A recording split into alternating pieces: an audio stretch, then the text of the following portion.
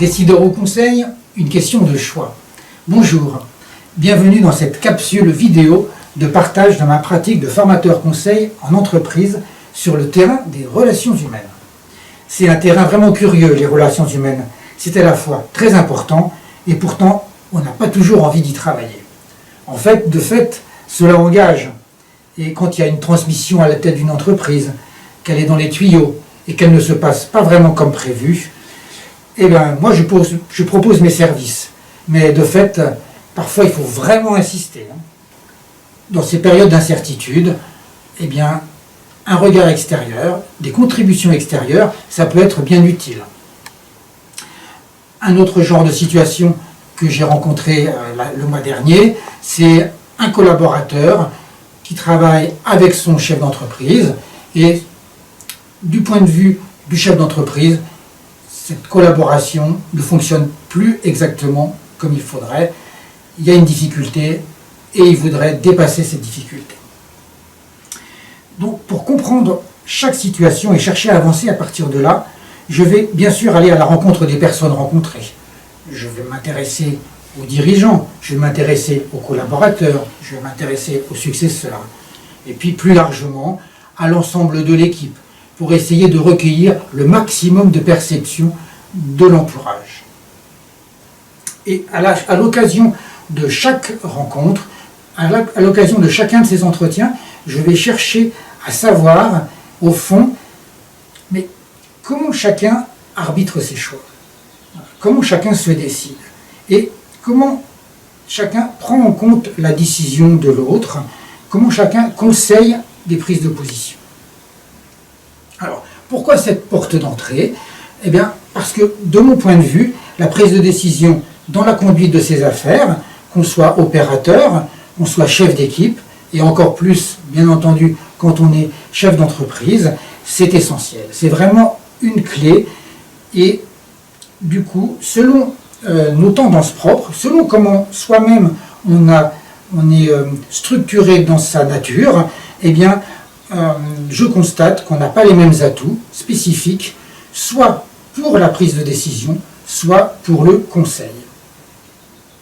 Conseil, prise de décision, on est bien sur un problème stratégique et du coup, voilà, la question c'est mais sur quoi je m'appuie pour identifier les tendances, soit de conseil, soit de prise de décision. Et pour cela, je vais m'aider d'un outil de lecture de nos tendances du comportement.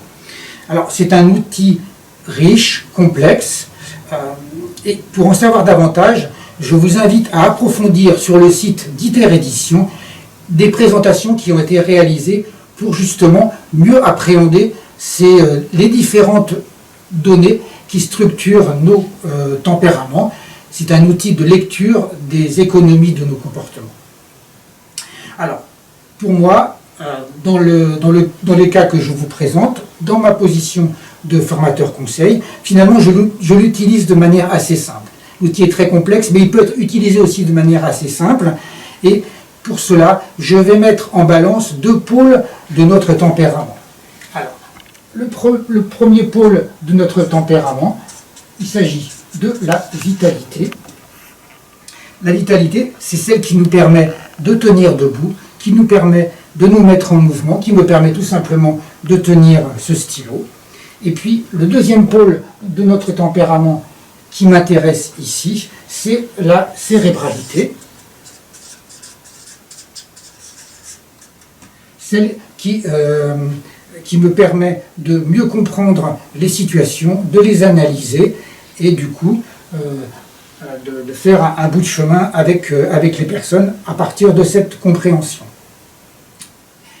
Et du coup, si au fond de l'être, voilà comment je prends les choses, si au fond de l'être,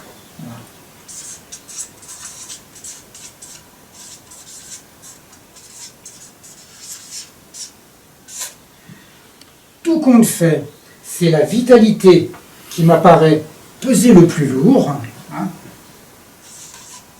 ce qui pèse le plus lourd, si c'est la vitalité qui m'apparaît peser le plus lourd, à ce moment-là, je vais postuler peser le plus lourd par rapport, je précise, à la cérébralité.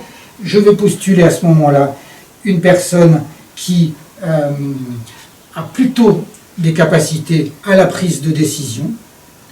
Si, là encore, tout compte fait au fond de l'être, ce qui pèse le plus lourd, c'est la cérébralité par rapport à la vitalité, là, je dirais, en dominante, toujours pareil, attention, nous sommes en dominante, je dirais que la personne a plutôt une tendance et des capacités à aller vers des fonctions de conseil. Alors, qu'est-ce qui prime, qu'est-ce qui pèse le plus lourd? Une vitalité qui prime les effets qui vont être produits et que je vais observer du coup avec mes partenaires, c'est de la détermination, de la fermeté, de la ténacité, une netteté dans la tenue de route et un sens des conclusions. Ça pour moi c'est des indicateurs qu'on a. Je suis face à une personne qui, au fond, là encore je précise, porte en lui-même une vitalité plus lourde que la cérébralité. Avec, bien sûr, donc là on essaie sur les atouts, et avec bien entendu des limites à identifier, et que souvent d'ailleurs l'entourage va identifier, c'est des risques d'intransigeance, des risques d'entêtement, parfois dans des impasses, et le risque aussi de prise de décision qui sont un peu sommaires, ou voire nettement sommaires.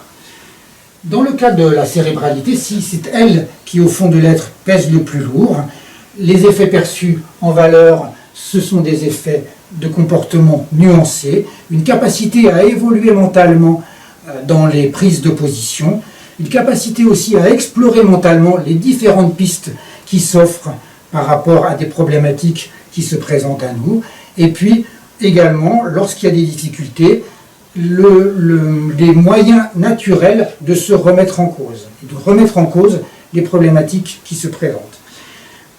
Évidemment, revers des médailles, comme tout à l'heure pour des tempéraments à dominante plus déterminés, pour des tempéraments plus nuancés, les risques, je dirais, sont naturellement plus dans la fluctuance des positions, dans la difficulté à assumer une position arrêtée, nette, à être en capacité de dire oui, non, on va à droite ou on va à gauche.